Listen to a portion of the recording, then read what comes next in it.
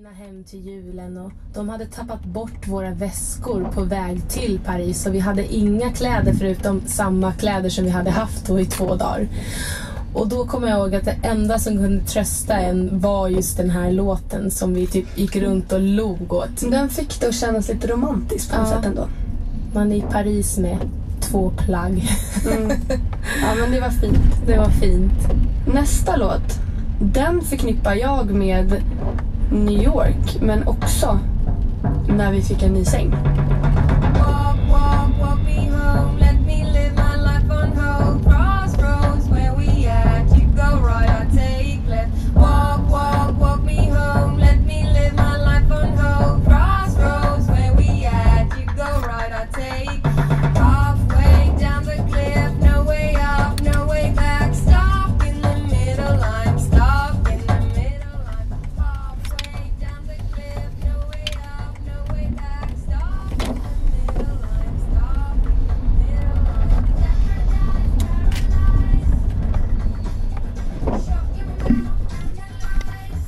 Vi satt där med alla som skulle försöka hinna hem till julen och de hade tappat bort våra väskor på väg till Paris och vi hade inga kläder förutom samma kläder som vi hade haft då i 2 dagar.